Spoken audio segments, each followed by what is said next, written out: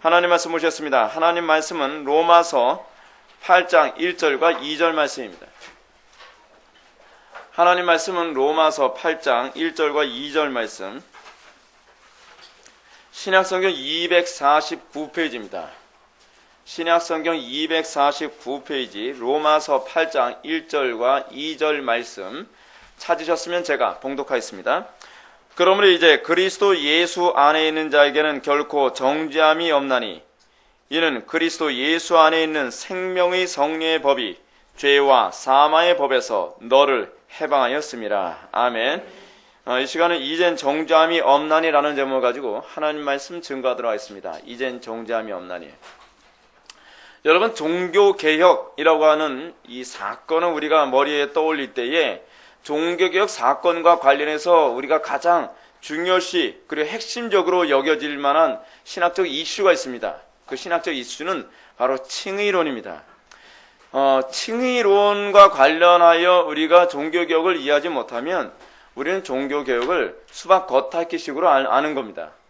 근데 이 칭의론은 오늘날 교회 안에서 가장 안 가르쳐지는 교리이고, 이 칭의론이 얼마나 중요한지를 거의 망각하고 있는 것이 오늘날 한국교회의 모습입니다. 우리는 마틴 루터가 오직 의인은 믿음으로만 산다, 소위 이신칭의라고 하지 않습니까? 이 이신칭의 교리가 뭐가 그렇게 중요하길래 목숨을 걸고 싸우는가? 사실 우리들의 입장에서는 별로 이해가 잘 되지 않습니다. 이건 마치 뭐하고 같냐면 과거에 아리우스와 그 아타나시우스가 삼위일체 논쟁 가지고 목숨 걸고 싸웠을 때 여러분들 같으면 삼위일체 논쟁 가지고 목숨 걸고 싸우겠습니까? 아니 뭐 본체가 하나고 뭐 세 인격이 계시고 뭐 이런 문제 가지고 뭐 싸우냐 말이에요. 그냥 내 하나 믿음 잘 지키면 되는 거, 저 사람 저렇게 알고 나는 이렇게 하나 보다 우리 그렇게 생각할 것 같지 않아요? 근데 그 사람들은 그 교리가 생명이라는 걸 알았어요. 생명처럼 중요한 교리라는 그 가치를 그 사람들은 알았단 말이에요.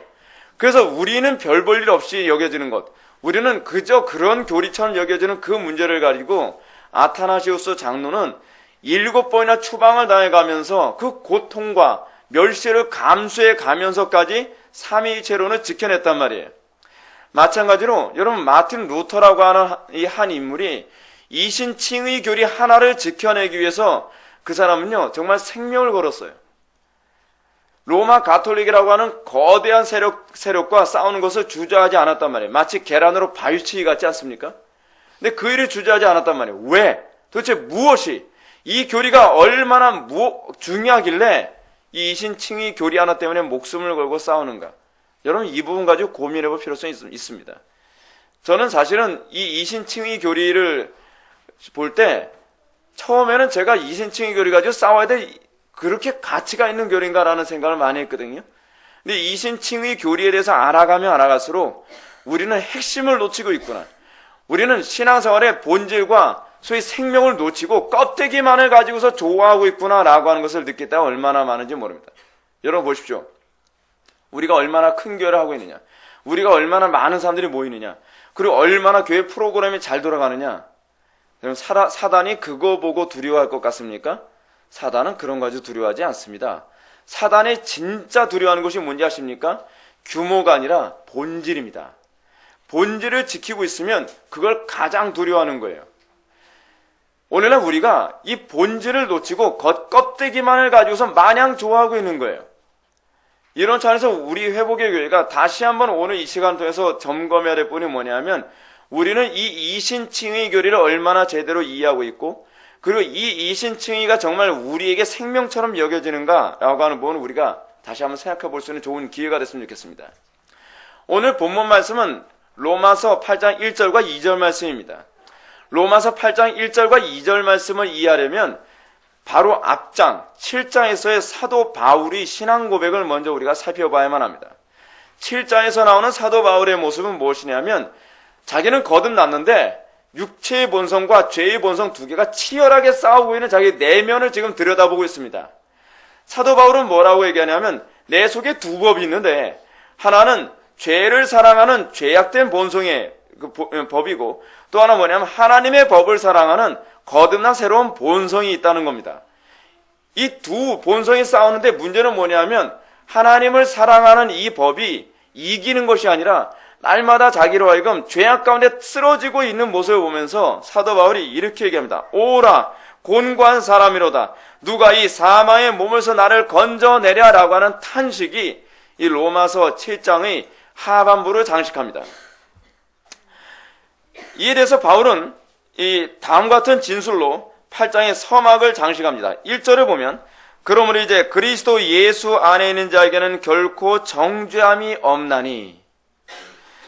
7장에서 중생한 그리스도인이 죄 앞에 얼마나 무능한 존재인지를 언급했던 사도 바울이 갑자기 그러므로 이제라는 말을 합니다. 그러므로 이제라고 하는 바울의 선언은 로마서 전체에서 가장 감격스러운 전환이에요. 7장까지는 어떻다고요? 탄식이었어요. 7장까지는 난 거듭난 존재임에도 불구하고 왜 나는 죄 앞에서 이토록 쉽게 무너지고 죄 앞에 이렇게 쉽게 꼬꾸라지는 존재인가 라는 것을 통해서 탄식하던 사도 바울이 8장으로 넘어가면서 그러므로 이제라고 하면서 갑자기 전환을 얘기합니다. 이 선언은 성도들이 거듭난 이후에도 여전히 고통을 주는 죄와 사망의 권세 앞에서 어떻게 승자의 삶을 살 수 있는가에 관한 이유를 얘기해주고 있습니다. 즉 성도된 가치를 느낄 수 있도록 만드는 가장 위대한 전환이라는 거예요. 이 말씀은 8장으로 들어오기 전에 7장 24절에서 오라 나는 곤고한 사람이로다. 이 사망의 몸에서 누가 나를 건져내랴 라고 하는 이 탄식을 하던 중생한 성도들의 탄식이 25절에서 우리 주 예수 그리스도로 말미암아 하나님께 감사하리로다. 그런즉 내 자신이 마음으로는 어떻게 해요? 하나님의 법을, 육신으로는 죄의 법을 섬기노라. 여러분 마음으로는 하나님의 법을 섬기고 육신으로는 죄의 법을 섬기는데 이게 도대체 뭐가 찬송할 일이에요? 뭐가 감사할 일입니까?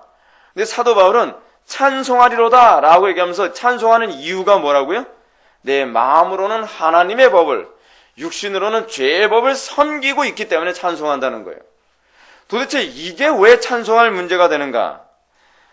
왜 바울은 중생한 이후에도 여전히 오라 곤고한 사람이로다. 이 사망의 몸에서 누가 나를 건져내라라고 탄식하는 성도들이 어떻게 감사할 수 있는지 그 이유를 말하고 있는 거예요.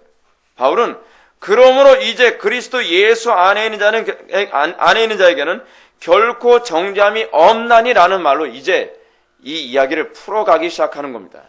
이거 소위 연역적 접근 방식인 거죠.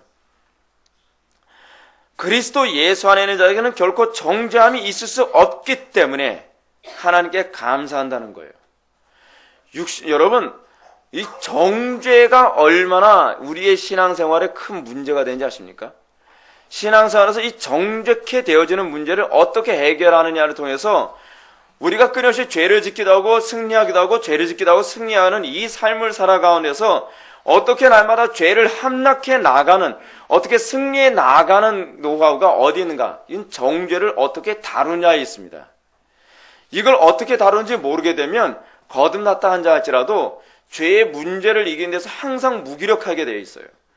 사도 바울이 그걸 7장에서 이미 다 예시해 준 거예요.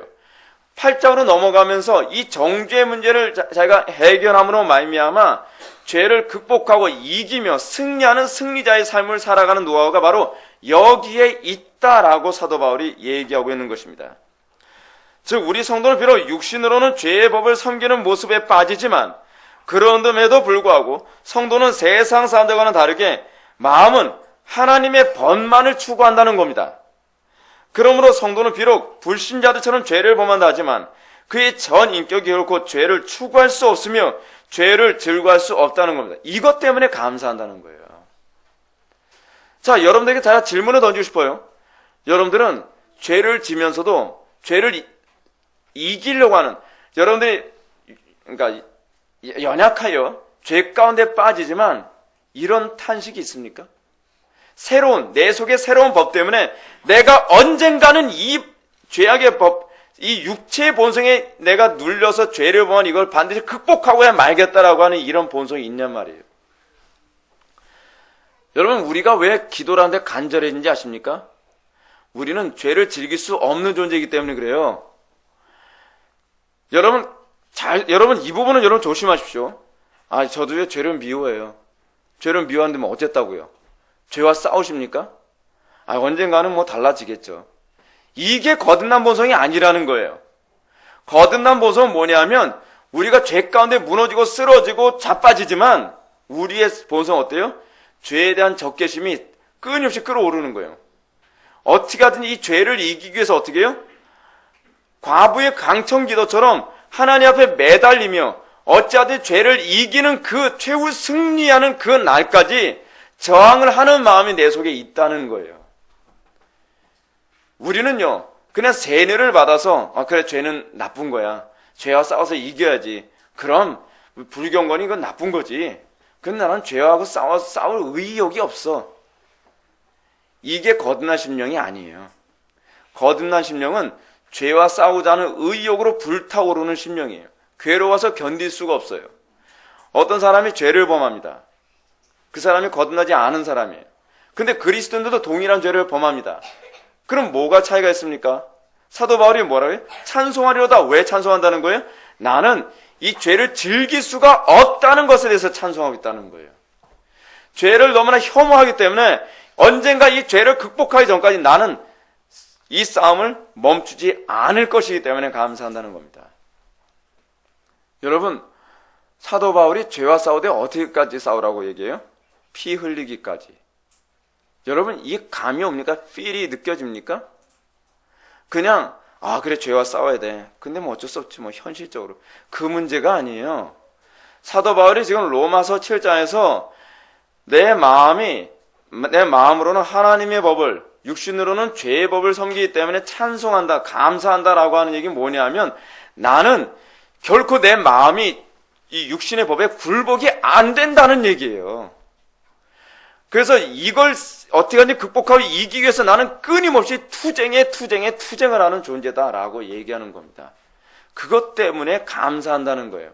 결코 마치 일제가 우리 국민들은 억압을 하지만 억압은 당하나 그 마음속에는 결코 굴복하게 되어지지 않는 거예요.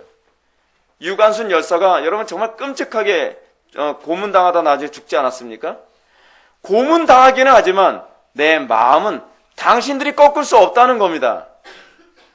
이게 바로 사도 바울이 우리 마음속에서 일어나는 성도의 본성에 관한 얘기를 다루고 있는 거예요. 성도가 죄와 싸우는데 이렇게 헐렁헐렁한 존재가 아닙니다. 우리는 죄와 싸우는 걸 너무 우습게 생각해요. 저도 열심히 죄와 싸우려고 애를 쓰고 있어요. 게으름과 싸우려고 애를 쓰고 있고요. 불경건과 싸우려고 애를 쓰고 있어요. 애쓰는 문제가 아니라니까요. 그 문제가 아니에요. 이 죄와 싸우되 꺾이지 않게 해서 끊임없이 싸우는 그 모습을 얘기하고 있는 겁니다. 성도가 죄에 대해서 지속적으로 저항할 수 있는 기능이 생겼다는 것. 이것에 대해서 사도 바울이 뭐예요? 찬송하리로다. 하나님께 감사하고 있는 겁니다. 이것이 바로 칭의가 가져다주는 실질적인 효력인 거예요. 따라서 바울이 그리스도 예수 안에 있는 자에게는 결코 정죄함이 없나니라고 한 선언은 그의 영혼에 대한 칭의론적 선포를 얘기합니다. 즉 바울은 성도가 비록 자신이 연약하여 범죄를 저지르지만 죄 가운데 떨어지지만 그 범죄에 노예되진 않는다는 겁니다. 내 마음이 그것을 즐길 수는 없다는 겁니다.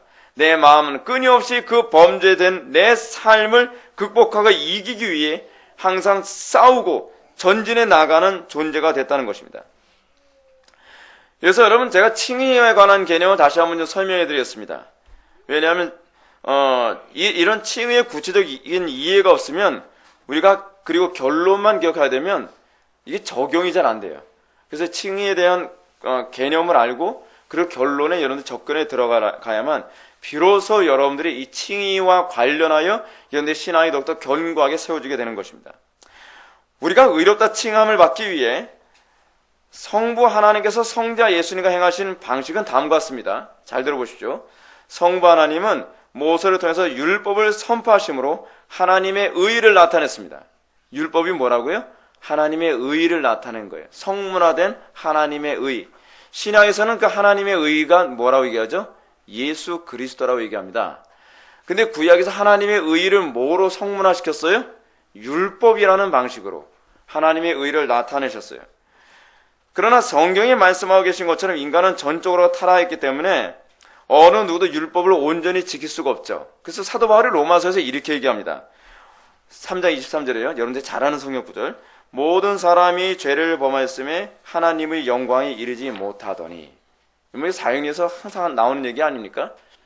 근데 이 부분이 바로 얘기하는 게 뭐냐? 하나님의 영광, 하나님의 의를 얘기하는 거거든요. 사람들이 타락해서 어때요? 하나님의 의에 이를 수가 없어요. 하나님의 의에 이를 수 없으면 구원을 받을 수 있어요, 없어요? 못 받죠? 어떤 사람이 구원을 받을 수 있어요? 하나님의 의에 이르러야만 구원을 받을 수가 있는 거예요. 근데 하나님의 의에 이룰 수 있는 존재가 아무도 없다는 거예요. 그래서 하나님의 의란 율법을 말한다고 했습니다. 그리고 인간의 타락으로 말미암아 율법을 온전히 지킬 수 있는 사람이 없다는 것은 어느 누구도 하나님의 의에 도달할 수 없다는 얘기입니다. 이것을 바울은 의인은 없나니 하나도 없다라고 선언한 것이에요.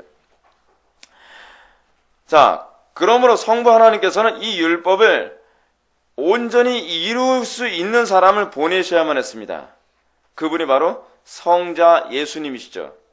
고로 예수님께서 자신이 이 세상에 오신 목적을 뭐라고 말씀하시냐면 이렇게 말씀하십니다. 내가 율법이나 선지자나 폐하러 온 줄로 생각하지 말라. 구원파들이 좀 정신 좀 차려야 돼요. 폐하러 하기 위해서 오신 게 아니죠. 폐하러 온 것이 아니요 완전케 하려 함이로다. 이는 예수님의 사역이 첫 아담이 실패한 율법의 성취를 이루기 위한 것임을 보여줍니다. 고로 예수님께서 오신 궁극적 목적이 뭐냐? 여러분 잘 집중해서 들어보십시오. 성부 하나님께서 정하신 율법을 온전히 순종함으로 실제로 의롭다 선언을 받기 위해 오신 거예요. 그게 예수님께서 오신 목적이에요. 이걸 뻘거푸는 이렇게 얘기합니다. 예수님께서 행위 언약의 성취자가 되었다. 여러분, 행위 언약이 무시되고서 그냥 구원을 받는 게 아니에요. 행위 언약을 누군가를 통해서 성취가 되어야만 은혜 언약으로 넘어갈 수 있는 거예요. 누가 성취하셨다고요? 예수님이. 예수님은 행위 언약의 완성자가 된 거예요. 왜 행위 언약의 완성자가 되느냐? 예수님이 자기 의를 나눠주기 위해서요.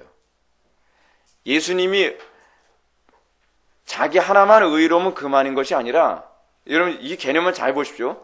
자기의 구원을 위해서 의로워지신 것이 아니라 자기의 의로움을 나눠줘서 다른 사람들도 그 구원에 참여하게 하기 위한 거예요.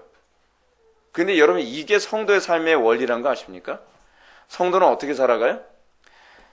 나의 만족을 위해서 성공하고 출세하는 것이 아니라 나의 성공과 출세를 다른 사람들에게 나눠주기 위해서예요. 이게 성도의 삶이에요. 나를 위해서 살아가는 존재가 아니라 나를 위해서 성공해야 되고 나를 위해서 건강해야 되고 나를 위해서 돈을 벌어야 되고 나를 위해서 공부를 많이 하는 존재가 아니라 누구를 위해서요? 다른 이웃에게 나눠주기 위하여. 예수님이 우리들에게 보여주시는 중요한 교훈과 이 원리가 바로 이겁니다. 예수님이 그런 거예요. 그리고 이렇게 의롭다는 것을 어떻게 할 수 있느냐? 예수님께서, 성부께서 예수님을 어떻게 하셨죠? 부활시키셨죠. 부활시킨 사건이 뭐라고요? 그게 바로 성부의 칭의예요.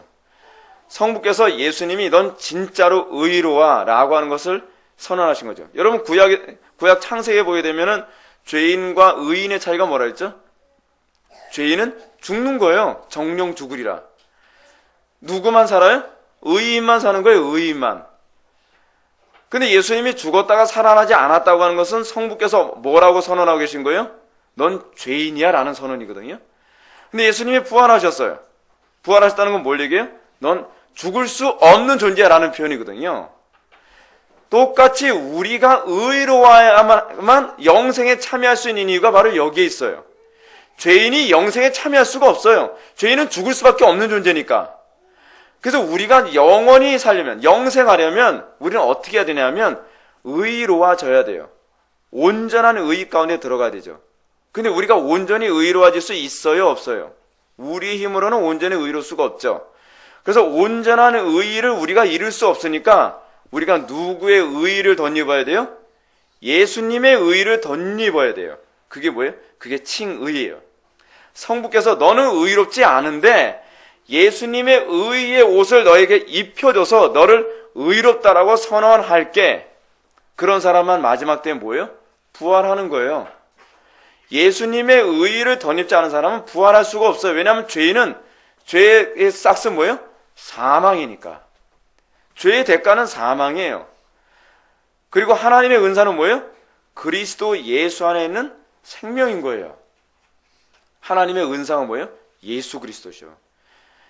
예수 그리스도의 의의를 우리에게 덧입을 때에라야만 죄의 싹신 사망에 떨어지지 아니하고 우리의 생명 가운데 참여하게 되는 것입니다. 자, 그런데 이 예수님이 의의에 참여했다, 의롭다 선언을 받았다는 개념을 잘 이해하셔야 돼요. 어떻게 의의 가운데 들어가셨냐?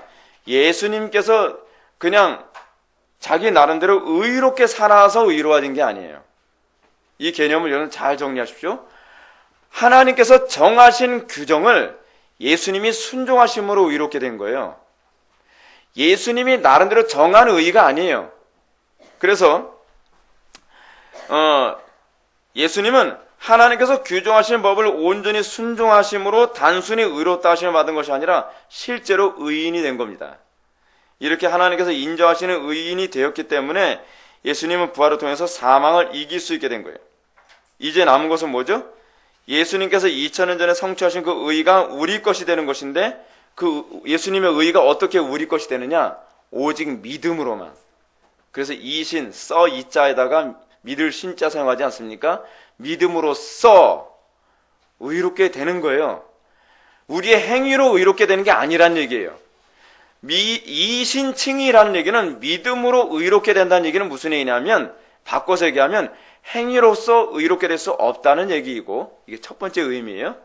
또 하나 뭐냐면 믿음으로 의롭게 된다는 두 번째 의미는 내 의의가 아니라 예수님의 의의를 덧입음으로써, 전가됨으로써 의롭게 된다는 얘기예요. 이신칭의 믿음으로만 의롭게 된다는 개념을 바르게 이해한다면 우리는요, 행위로 의로워지려고 하지 않을 겁니다. 근데 문제는 자꾸 행위로 의로워지려는 사람들이 많이 있어요. 율법적으로 자꾸 의로워지려 한단 말이에요. 여러분, 이 전가교리를 잘 이해하셔야 우리의 믿음이 우리의 구원이 행위에 있지 아니하고 믿음에 있다는 것을 알게 되어져요. Do you understand? 이해 가십니까?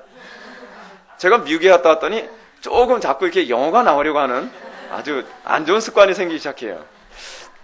자, 그렇다면 제가 눈에 드리는 질문이지만, 우리가 하나님께 의롭다 칭함을 받았다는 것은 무엇으로 확신할 수 있는가라고 하는 거예요. 여러분, 하나님이 우리를 의롭다 칭하셨어요. 근데 여러분 알아요? 알 수 있어요? 하나님께서 내가 너를 의롭다 했다, 뭐 이렇게 하울링이 들리십니까? 하나님이 그렇게 안 하신단 말이에요. 그렇다고 의롭다 했다고 각자 이마에다가 도장 다 찍어주는 것도 아니란 말이에요. 그럼 우리가 의롭다 받았다는 걸 뭐로 알 수 있어요? 이게 이제 문제라는 거예요. 이것을 알려면 우리의 신앙을 역추적하는 방식밖에 없어요. 역추적해야만 내가 의롭다함 받았나 받지 않았냐를 알 수 있습니다. 그것은 우리 삶 속의 날마다 예수님의 죽으심과 부활에 연합된 증거가 있느냐 없느냐에 관한 문제예요. 여러분 삶 속에서 날마다 옛사람 죽고 새사람으로 다시 부활하는 경험을 하고 계십니까? 이게 여러분들이 하나님으로부터 의롭다 칭함을 받았다는 것을 확인할 수 있는 시금석이에요. 소위 십자가. 한마디로 얘기하면 십자가라고 얘기하는 건 아닙니까? 그래서 십자가야말로 가장 영광이라고 얘기하는 거예요. 십자가에 우리의 정과 욕을 못 받고 예수 그리스도의 살에 연합하여 옛날에는 없던 성품이, 그리스도의 성품이 나에게 이식되어져서 나에게서 거룩이 드러나는 것을 볼 때에 내가 의롭다 칭함을 받았구나 라고 하는 것을 확신할 수 있게 되는 것입니다. 그냥 느낌의 문제가 아니에요. 이건 객관적인 팩트예요. 객관적으로 나의 삶 속에서 예수 그리스도의 영광에 참여한 그 증거를 확인함으로 옛사람이 죽고 그 자리에서, 그 죽은 그 자리에서 새로운 성품이 다시 부활하는 것을 경험하는 것을 통해 나는 구원받은 성도구나, 나는 예수 그리스도의 의에 연합된 존재구나 라고 하는 것을 확인할 수 있다는 것입니다. 그래서 조지 필드가 뭐라고 얘기했어요? 나는 여러분들이 회개에 합당한 열매를 맺기 전에는 나는 여러분들의 구원을 믿지 않겠다라고 얘기하는 거예요. 회개에 합당한 열매가 나타나지 않는다고 한다면 이신칭이 다 낭설입니다. 웃기는 얘기인 거예요. 우리는 맨날 이거 가지고 이렇게 얘기하지 않습니까? 한 번 믿으면 뭐 의롭게 되고 그러면 어떻게 살아도 천국 간다며 막 살죠. 막 살 수가 없어요. 그런 사람에게는 결코 구원받은 자의 증거가 나타나는데 어떻게 우리가 믿음으로 의롭게 됐다는 걸 쉽게 확신할 수 있습니까? 그렇게 확신하는 게 아니에요. 구원파의 문제가 뭔지 아십니까? 이거를 머리로 깨달으면 내가 구원을 받았다라고 생각해요. 그 문제가 아니라니까요. 내가 구원을 받았다는 것은 객관적으로 내가 그리스도의 영광에 참여한 것을 우리가 확인하는 거예요. 부활을 내가 날마다 경험하고 그래서 예수 그리스도의 살이 나의 몸에 이식되어진 증거를 찾음으로 말미암아 그 보증, 그것이 보증이 되는 거예요. 그것이 예수 그리스도의 살이 내 삶 속에서 나타나는 것이 보증이 돼요. 내가 영원한 천국에 갔을 때 예수 그리스도의 온전한 살로 내가 화해질 것이다라고 확신할 수 있게 되는 겁니다. 성화예요. sanctification.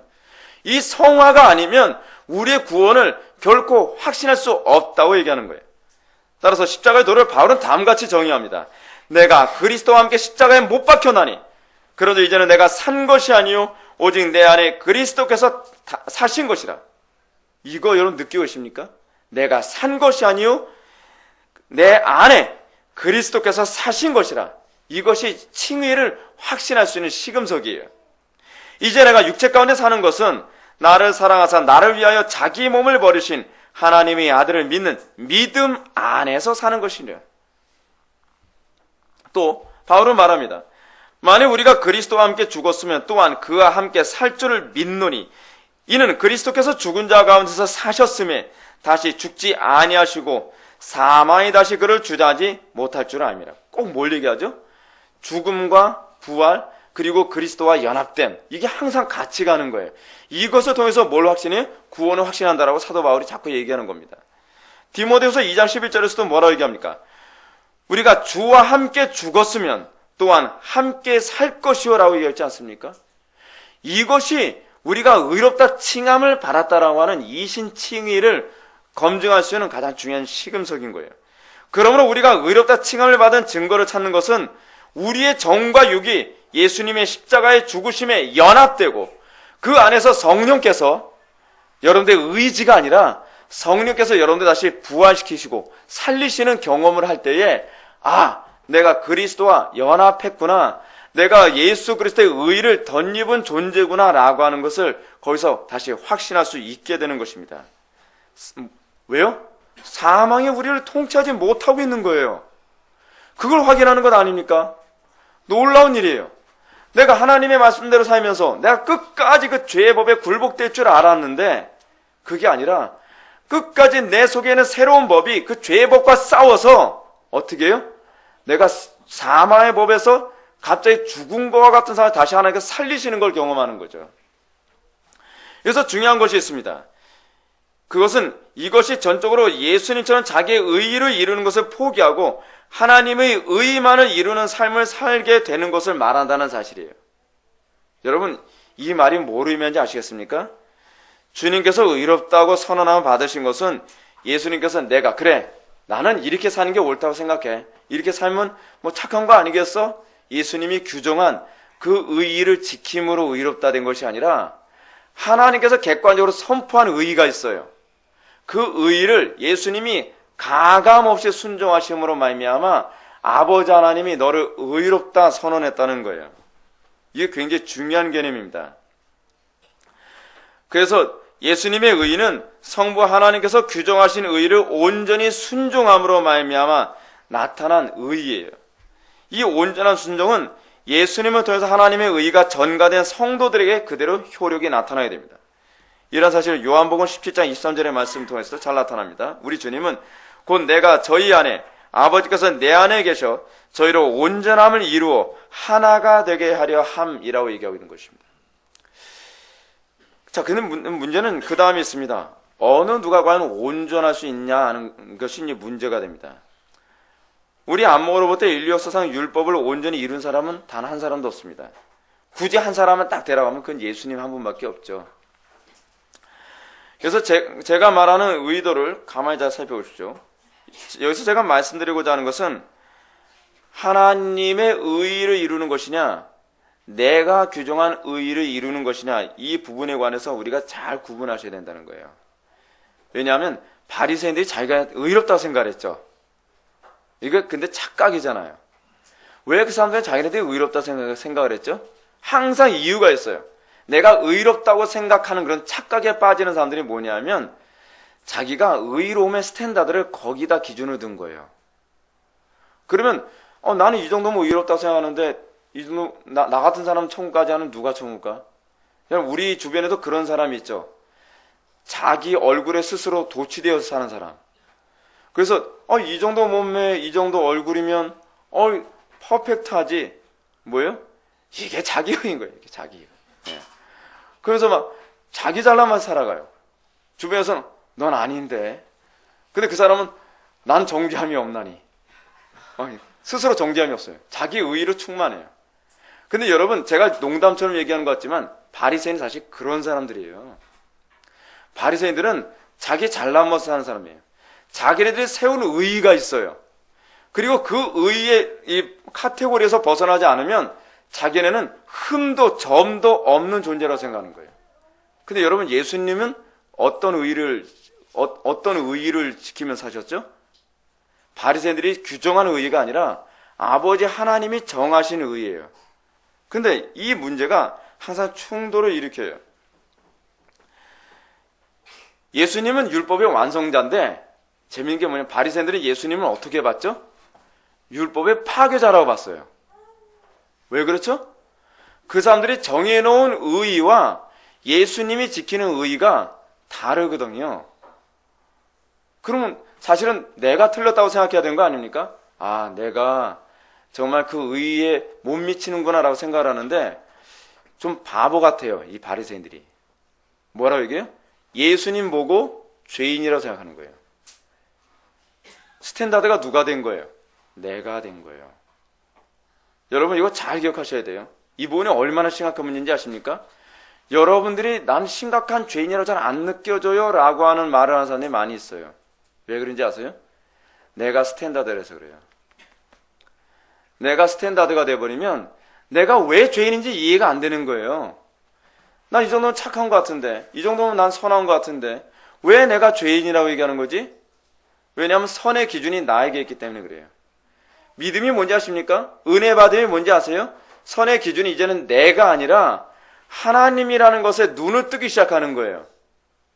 하나님이 온전한 선이요 의라고 눈을 뜨기 시작하면 그 다음에 내 의는 어떤 의라는 것을 알게 돼요?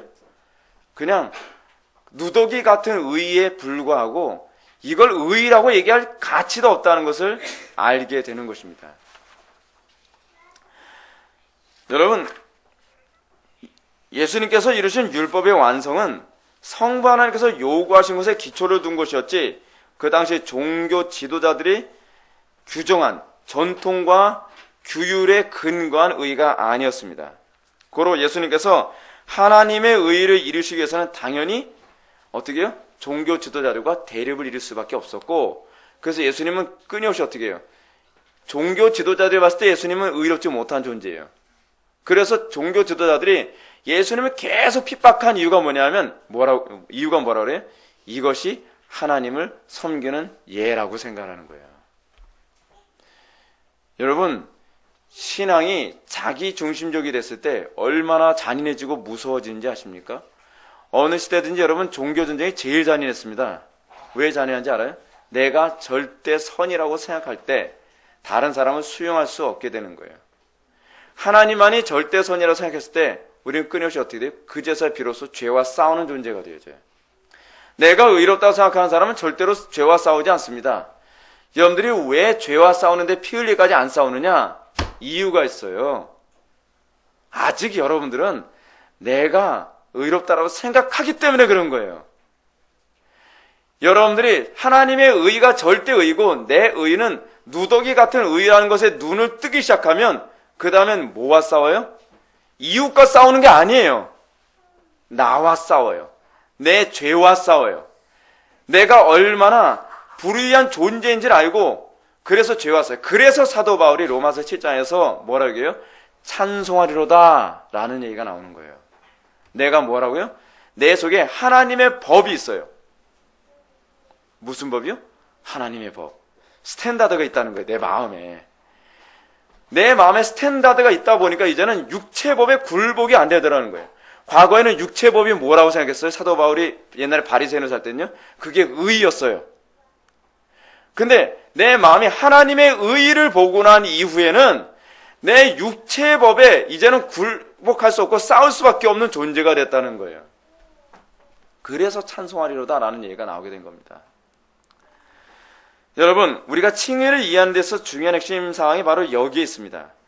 우리는 오늘날 교회 안에서 아니나 밖과 관계없이 의로움의 정의가 하나님의 관점에서 이해되지 아니하고 사람들의 타락한 안목과 보편적으로 이해되고 평가되는 것에 의로움을 정의합니다. 뭐가 요즘엔 좋은 신자죠? 주일날만 잘 나오면 좋은 신자죠? 요즘은 그런 식이야 다. 어떤 교회는 이런 얘기합니다. 쉬지 말고 기도하라. 성경에 틀림없이 그렇게 얘기하지 않습니까? 그래서 항상 쉬지 말고 기도하도록 교인들을 그렇게 가르치고 훈련시키고 그러면은 저 교회는 너무 심하다. 성도들 개인적인 삶이 있는데 그 사람들은 뭐가 의라고 생각하냐면 성도들의 삶을 봐주는 게 의라는 거예요. 그게 의가 아니에요. 제가 이제 칼럼에다가 이제 용어 정리를 하나씩 이제 할 생각을 하고 있거든요. 이제 내일서부터. 사랑이 뭐가 사랑인지 아십니까? 율법을 초월하는 게 사랑이 아니에요. 율법을 지키는 게 사랑이에요. 율법이 뭐죠? 하나님 사랑, 이웃 사랑이잖아요. 근데 한국 안에서, 우리나라 안에서는 율법, 뭐가 사랑인지 아십니까? 율법을 넘어서는 걸 사랑이라고 생각하는 거예요. 죄를 져도 눈 감아주는 게 사랑이래요. 무질서를 방치해 놓는 것을 사랑이라고 생각을 해요. 그건 사랑이 아니죠. 왜 우리는 그걸 사랑이라고 정의하기 좋아하죠? 하나님의 의가 안 보여서 그래요. 하나님의 의가. 우리는 자꾸 그러죠. 너무 엄격하다. 그러면서 사랑이 없는 것 같다. 과연 그것이 사랑일까요? 여러분, 우리는요, 의로움의 정의가 잘못되면 온통 사회가 심각하게 파괴되어진다는 것을 알아야만 합니다. 그러다 보니까 하나님의 안목이 아닌 자기 안목에서 볼 때 사회적인 통념이나 평가에서 비록 종교가 달라도 공자 어떻게 봐요? 의롭다. 석가, 간디 어떻게 봐요? 다 의롭다라고 봐주자. 그런 사람들도 종교는 다르지만 열심히 믿으면 천국 갈 수 있다라고 자꾸 얘기하죠. 왜 자꾸 그런 얘기를 하는 걸까요? 의의 기준이 잘못돼서 그래요. 의의 기준이 하나님이 의거든요. 근데 하나님의 의가 기준이 아니라 어디에 기준이 뒀냐면 우리의 도덕성, 우리의 안목, 우리의 관점이 의가 돼버리는 거예요. 이런 것에 가장 애매한 입장을 취하고 있는 종교가 뭐예요? 로마 가톨릭이에요. 로마 가톨릭. 그리고 오늘날 기독교 교회 안에서도 점점 이런 관점은 많은 사람들에게 설득 있게 먹혀 들어와서 뭐라 얘기해요? 뭐 양심적으로만 살면 되는 거지 뭐. 그런 사람은 의로운 거 아니냐. 근데 그 양심이 좀 썩은 양심일 수도 있거든요. 근데 사람들은 나는 내 양심에 거리낌 없이 살아가. 그러면 나는 의로운 거 아닙니까? 근데 이게 심각한 문제가 뭐냐면 내 양심에 거리낌 없이 살아가면 내 양심의 기준에서 벗어난 사람은 죄인으로 보인다니까요. 근데 그 양심에서 벗어난 사람들 중에 어떤 사람이 죄인으로 보이느냐? 하나님을 철저하게 믿는 사람들이 죄인으로 보인다는 게 문제예요. 그래서 여러분 청교도 시대 때 또는 종교개혁 시대 때 왜 기독교인들 그렇게 박했는지 아십니까? 예수님 때가 똑같아요. 하나님의 의가 기준이 되면 자기 의에 무장되는 사람들은 그리스도인이 죄인으로 보이는 거예요. 저 사람들은 편벽되고 그리고 자기중심적이며 독선적이다라고 얘기하는 거예요. 그건 예수님이 들었던 얘기예요. 바울이 들었던 얘기예요. 사도들이 들었던 얘기예요. 근데 성경은 뭐라고 얘기해요? 그것이 사랑이요 그것이 하나님의 의를 따르는 것이다 라고 얘기하는 거예요. 그래서 어떤 사람이 복이 있어요? 의로 인하여 핍박받는 자가 복이 있는 거예요. 어떤 의요? 하나님의 의로 인하여 핍박받는 거예요. 성경 전체가 아주 놀랍게 다 꿰어져 있어요. 다. 이런 현상을 보면서 이 시대 교회가 얼마나 칭의교리에 무지한지 알 수 있습니다. 왜 이런 현상이 칭의교리 무지함과 관련되어 있는가? 그 이유는 성경에서 의로움을 규정할 때 그 기준은 사람들이 인정하고 이해한 것에 의해서 규정하는 것을 기준 삼는 것이 아니라 전능하시고 절대적으로 선하신 하나님께서 규정하신 의에 기초로 두고 있기 때문입니다. 실제로 우리 주님께서 이루신 의는 과연 무엇입니까? 그건 제가 아까도 말씀드렸던 것처럼 종교 지도자들이 규정하는 의도 아니고 예수님이 스스로 규정하는 의가 아니라 아버지의 의예요. 이게 여러분들이 눈을 떠야 될 부분이에요. 우리가 항상 의의 기준은 어디에 둬야 된다고요? 아버지의 의에 둬야 돼요. 아버지의 의. 우리 양심에 부합한 의가 아니라 하나님께서 규정하는 의예요. 그리고 우리 주님께서 하나님의 의를 온전히 복종하심으로 말미암아 당시 종교 지도자들이 스스로 규정하는 의와 충돌할 수밖에 없었던 것입니다. 그것 때문에 고난을 받으시고 십자가에 못 박혀 죽게 된 것이죠. 결국 예수님의 죽음과 순환의 원인은 그의 의의, 그러니까 예수님의 의의 기준과 바리새인들의 의의 기준이 차이가 있기 때문에 생겨지는 핍박이고 고난인 거예요. 서로 하나님을 섬기는 예라고 생각을 하는 거예요. 앞으로 우리가 겪게 될 미래의 그 종교의 박해는 다 그 문제가 될 겁니다. 기독교, 바르게 신앙생활하는 사람들을 박해하면서 뭐라고 해요? 이것이 하나님을 섬기는 의다. 자기 의에 빠진 사람은 그렇게 잔인해요. 그래서요. 오늘날 우리가 하나님의 의를 따르게 될 때 세상과 첨예한 대립을 이루며 고난을 받을 수밖에 없는 이유는 바로 여기에 있습니다. 성도는 세상이 규정한 의를 따르지 않습니다. 요즘에 세상이 규정하는 의는 뭐죠? 동성애자들은 막 수용하는 거죠. 그렇죠? 동성애자들도 교회 안에 들어오고 그 사람들도 나름대로 그 사람들의 성적인 캐릭터를 인정해줘야 된다. 그것이 의롭다고 생각하는 거죠. 근데 우리의 의는 뭐라고 얘기하죠? 동성애자들은 우리가 긍휼히 여기되 동성애는 우리는 용납할 수 없다. 그것 때문에 오늘날 기독교인들이 얼마나 공격을 많이 받습니까? 얼마나 기독교인들이 편협한 존재라고 공격을 받습니까? 수용성이 없는 존재라고 공격을 받습니까? 왜 이런 현상이 자꾸 나타나죠? 하나님께서 정하신 의의가 삶의 기준이 아니라 내가 정한 의의가 또는 세상이 정한 의의가 그것이 의의 기준이 되기 때문에 그렇습니다. 근데 여러분 가정 안에서도 그런 거 여러분 있는 거 아십니까? 여러분들 각자의 삶에도 그런 거 있는 거 아십니까? 여러분들 각자가 매겨놓은 신앙의 기준이 있어요. 처음에 우리 교회 왔을 때 여러분들이 적응하기 힘든 이유가 뭔지 아세요? 신앙은 이 정도면 의로운 것인데 뭐 자꾸 이 수준을 끌어올리게 되고 저 수준을 끌어올리고 뭐 이렇게 신앙생활 한다고 들이패고 저렇게 신앙생활 한다고 또 지적당하고 왜 그러냐? 도대체 이 교회는 왜 그러냐? 왜 그렇죠? 신앙은 어디서부터 출발해요? 여러분들 의가 깨지는 것부터 시작해요. 내가 정해놓은 내가 규정한 의가 깨지지 않으면 하나님께서 정하신 의가 안 보여요. 그래서 여러분들 신앙생활 하면서 내가 옳다고 생각하는 게 하나씩 다 깨져나가야 돼요. 그리고 하나님의 의의가 보이기 시작해야 돼요. 그래서 그 하나님의 의의가 보이기 시작할 때 우린 비로소 뭐가 보여요? 내가 죄인이라는 게 보이기 시작하는 거예요. 그래서 루이스 볼코프가 뭐라고 얘기했다고요? 율법은 은혜 언약에 공헌하기 위해 만들어진 것이다. 이 얘기가 나온 거예요. 율법을 통해서 내가 죄인이라는 것을 보이고 율법을 통해서 하나님의 의의와 내 의의가 엄격한 차이가, 현저한 차이가 있다는 것을 보게 되었을 때 비로소 우리는 뭐를 의지하게 돼요? 예수 그리스도를 통한 하나님의 의의를 바라보게 되는 거예요. 예수 그리스도를 통해서 그 의의를 덧입지 않는 한 나는 의로워질 수 없다는 것을 비로소 깨닫게 되는 것입니다. 이해가 되십니까? 어렵지 않죠? 네. 어렵지 않을 줄 믿습니다. 네. 너무나 중요한 얘기예요. 저도 사실은요, 먼데 갔다 와서 설교하기엔 굉장히 어렵고 피곤한 설교예요. 제가 좀 시차 때문에 몽롱하거든요. 그럼에도 불구하고 이건 너무나 중요한 얘기이기 때문에 이것은 제가 이러는데 반드시 얘기해야 되는 부분이에요. 자, 그런데 그 다음이 중요합니다. 그러면 어떻게 예수 그리스도 안에 있는 자에게는 결코 정죄함이 없나니라는 선언이 가능하다는 것인가? 좀 더 우리가 구체적으로 살펴봅시다. 2절의 말씀을 다 같이 읽겠습니다. 시작.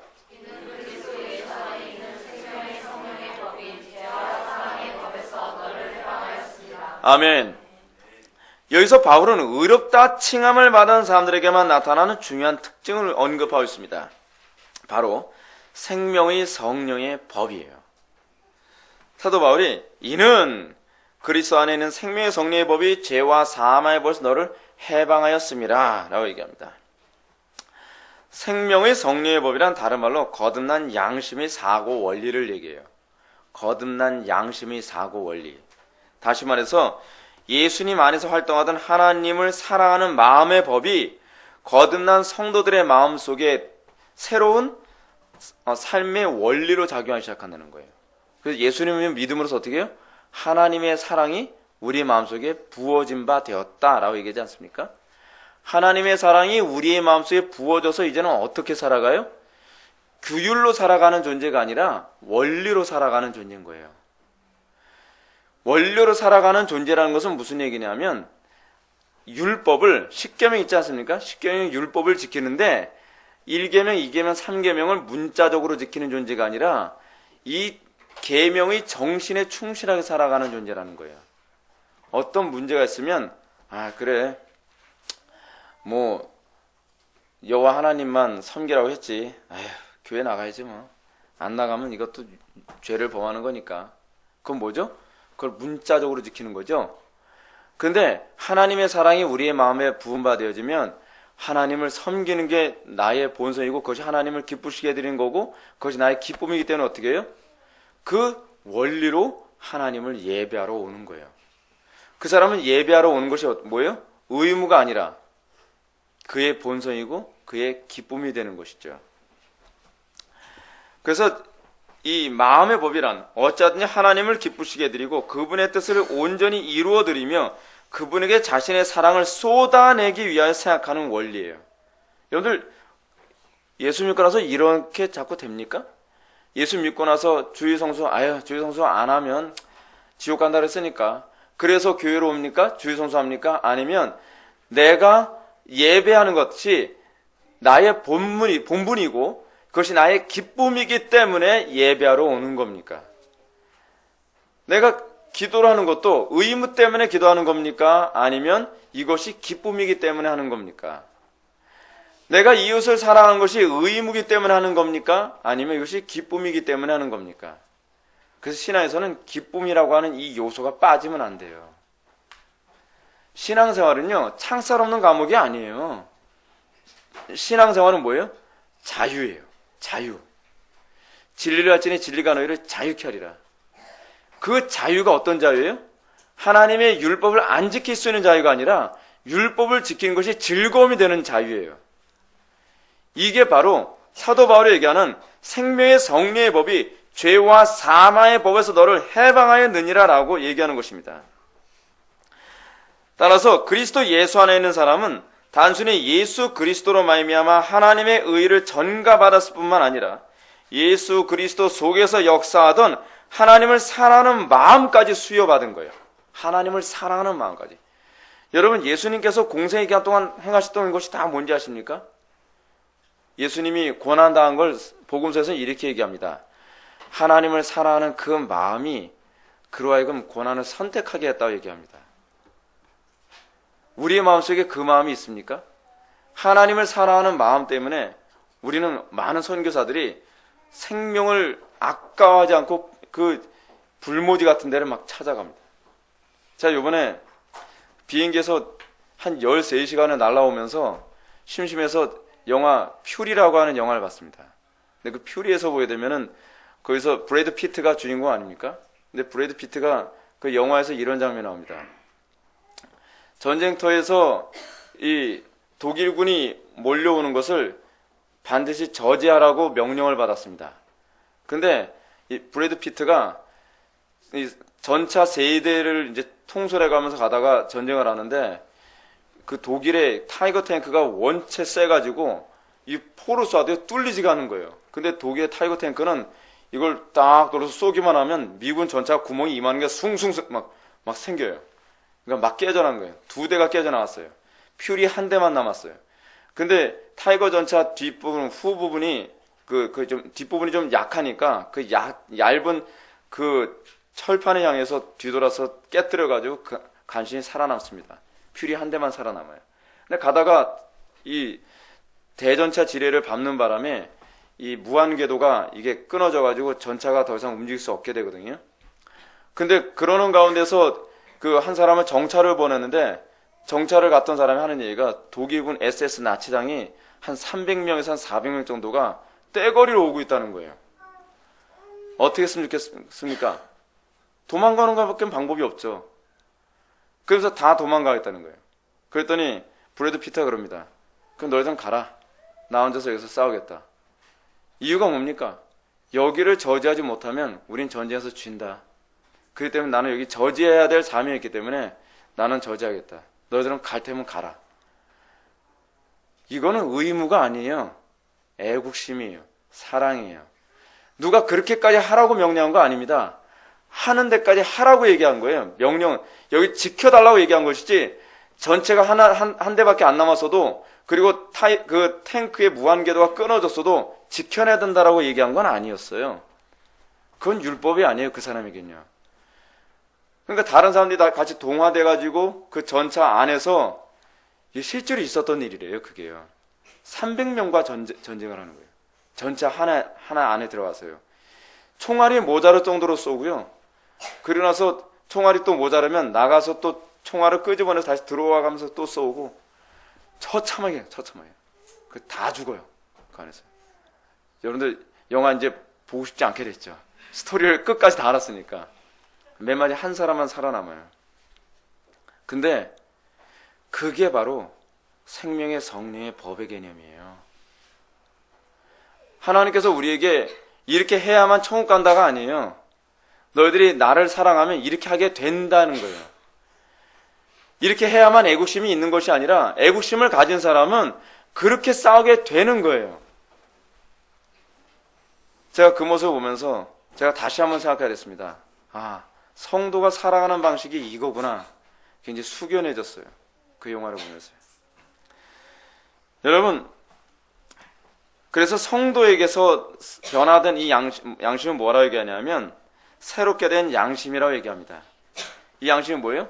자기 유리하게 이렇게 돌리는 양심이 아니라 어떻게 하나님을 기쁘시게 해드리고 어떻게 하나님을 영화롭게 할 수 있는가에 의해서 움직여지는, 오토매틱으로 움직여지는 양심이라는 거예요.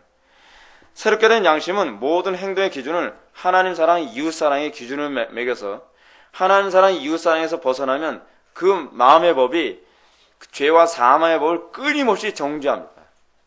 그래서 끊임없이 어떻게 해요? 하나님의 영화롭게 하는 쪽으로 가게 되어 있다는 거예요. 여러분, 이것 때문에 우리의 신앙의 선배들이 목숨을 버렸고, 이것 때문에 우리의 신앙의 선배들이 죽기까지, 마지막 최후 승리를 얻을 때까지 험한 십자가를 달게 지며 갈 수 있었던 것입니다. 여러분, 이런 부분을 잘 보여주는 하나의 사건이 있죠. 조나단 에드워즈가 노햄프턴 교회에서 쫓겨나게 된 사건입니다. 이 얘기만 제가 말씀드리고 설교를 마치게 될 것 같습니다. 조나단 에드워즈는 노햄프턴에서 23년간 목회를 했습니다. 노햄프턴 교회는 조나단 에드워즈의 할아버지 솔로몬 스토다드가 사역했던 교회를 물려받았어요. 근데 여기서 조나단 에드워즈는 부흥을 경험했고 교회 성도들은 이 부흥의 영광을 다 몸소 체험했던 사람들입니다. 근데 이 은혜의 물결이 언제 싹 메말라 가면서 성도들의 마음도 좀 많이 드라이해지기 시작하는 것 같습니다. 교회 안에서 이런 문제가 생겼습니다. 조나단 에드워즈는 하나님을 사랑하는 이 양심의 문제 때문에 계속 몇 년 동안 고민하다가 거듭난 증거가 분명하게 나타나지 않은 사람을 성찬에 참여하지 않도록 해야 되겠다라고 결정을 내리게 됐습니다. 그리고 성도들에게 선포했어요. 난리가 났습니다. 난리가 났어요. 조나단 에드워즈한테 어떻게 그렇게 완벽한 그 높은 수준에 맞춰서 누가 성찬에 참여할 수 있겠습니까? 라고 하면서 막 공격이 들어오기 시작했습니다. 조나단 에드워즈는 이 문제 때문에 굉장한 시련을 겪었습니다. 고통을 겪었습니다. 많은 사람들이 그 결정은 당신의 마음대로 얘기하는 거다라고 얘기를 하는데 조나단 에드워즈는 뭐라 얘기하냐면 이 결정은 하나님을 섬기는 자로서 신앙의 양심상 순종하지만 안 될 것이라는 이 양심 때문에 수년 동안 고민하고 고뇌하고 괴로워하는 가운데 성도들에게 엄청난 저항을 받을 것이라는 것을 염두에 두고 결정을 내린 거라는 거예요. 아무도 수용하지 않았습니다. 이 문제가 너무 심해지니까 나중에는 노햄프턴 교회에서요 투표를 했습니다. 이 목사님을 쫓아낼 것이냐, 그렇지 않으면 계속 둘 것이냐. 근데 투표를 해가지고 240명 가운데서 24명만 조나단 에드워즈를 신임하기로 결정하고 나머지는 조나단 에드워즈를 내쫓기로 결정했습니다. 조나단 에드워즈는 근데 이렇게 심각하게 쫓겨나는 상황이 됐음에도 불구하고 자기 신앙의 양심이 아무런 부끄러움이나 혼란스러움도 없었다라고 얘기합니다. 조나단 에드워즈가 한 말을 제가 직접 인용해서 읽어드리겠습니다. 이 사람이 이제 쫓겨나면서 마지막 설교를 한 내용이에요. 이제 여러분들에 대한 저의 목회 사역은 끝났습니다. 즉 여러분이 공적으로 저를 거절했으며 이제 제가 여러분을 섬길 기회는 없습니다. 하나님의 심판 때 저는 제 청직에 대해 제가 여러분을 섬겼던 일과 여러분들에게 보냄받았던 제가 여러분들에게 받았던 대접에 대해 보고해야 합니다. 또한 여러분은 저에 대한 여러분의 행동에 대해 보고해야 합니다. 왜냐하면 그때에 저와 여러분은 반드시 다시 만나게 될 것이고 우리는 함께 보고를 해야 하기 때문입니다. 그때는 제가 주님이시오 주인이신 분의 뜻에 맞도록 하기 위해 조심스럽고 주의 깊게 행동했는지 드러날 것입니다. 저는 감히 주님을 거스리려고 하지 않기 때문에 주님의 뜻이 무엇이든지 그대로 하려 했으며 주님의 뜻을 찾기 위해 치우치지 않고 오랫동안 부지런히 기도하며 탐구했습니다. 그러므로 그러한 결정, 다시 얘기하면 중생한 자만 성찬에 참여해야 한다는 결정은 일시적인 제 이해관계에 좌우된 것이 아닙니다. 오히려 저는 모든 반대 의견을 검토해보고 결정을 내리는 동안 오랫동안 극심한 어려움을 겪었으며 고통과 슬픔의 바다를 체험하기도 했습니다. 여러분, 이게 바로 생명의 성리의 법을 소유한 사람의 특징입니다. 그 사람은 아무리 어떤 고난과 괴로움과 고통이 온다 할지라도 자기 양심을 속일 수가 없는 겁니다. 자기 양심을 거역해 가면서 편리함과 그리고 안전함을 선택할 수가 없는 것입니다. 제가 방금 퓨리 말씀드렸죠. 여러분, 퓨리 거기서 만약에 탱크 한 대만 남아있는 상황에서 그리고 무한궤도가 끊어진 상태에서 이 브래드 피트가 만약에 우리 철수하자 어쩔 수 없다라고 얘기한다 해서 누가 과연 비난하겠습니까? 다 이해해요. 어떻게 탱크 한 대 가지고 300명이 넘는 군대를 막을 수 있겠나? 그건 불가능하지. 아무도 그거 가지고 손가락질하지 않습니다. 근데 손가락질 당할까봐 두려워서 그걸 선택한 게 아니에요. 뭐예요? 이것이 나라를 사랑하는 길이라고 생각했기 때문에 그런 거예요. 성도의 마음속에 선한 양심, 거듭난 양심이란 무엇이냐? 이것이 하나님을 사랑하는 것이고 이 길만이 성경에 부합하는 것이라고 한다면 그들은 어떤 고난이 닥칠지라도 끝까지 인내하며 십자가의 길을 걸을 수 있다는 것입니다. 이게 칭의예요. 이것이 칭의가 가져다주는 효력입니다. 법정상으로는 의롭다 칭함받아서 하나님의 심판대 앞에 내가 심판을 받지 않는 마음이지만 그런 신분을 얘기하는 것이지만 그 신분을 가진 자에게 어떤 현상이 나타나요? 선한 양심이 있어서 조나단 에드워즈처럼 고난을 당할지라도 결코 그 길을 자기가 벗어나려 들지 않는다는 거예요. 십자가를 외면하려 들지 않는다는 거죠. 예수님의 그 기도가 바로 그 인성의 전형을 잘 보여주고 있지 않습니까? 예수님이 뭐라고 기도하셨어요? 아버지 하나님, 할 수만 있다면 이 잔을 나에게서 옮겨주옵소서. 그러나 내 뜻대로 마옵시고 아버지의 뜻대로 하옵소서. 이게 우리가 받은 선한 양심인 거예요. 칭의로 그냥 신분만 바뀐 것이 아니라 그 칭의와 함께 우리는 그분의 마음까지 우리가 전가되어져서 그 선한 양심을 가지고 이 땅을 살아가도록 우리를 변화시켰다는 사실입니다. 사랑하는 성도 여러분, 우리는 과연 이 증거가 있는지 한번 생각해 보시기 바랍니다. 우리에게 이 증거가 있다면 우리가 세상에서 연약하게 쓰러지고 넘어질지라도 우리에겐 더 이상 정죄함이 없습니다. 정죄함이 없는 이유가 어디 있느냐? 우리 마음속에 그리스도의 그 은혜로 말미암아 하나님을 사랑하는 마음이 있다는 것을 확인하기 때문에 그렇습니다. 하나님을 사랑하는 마음이 있는 자에겐 뭐가 없어요? 정죄함이 없는 거예요. 그게 생명의 성리의 법입니다.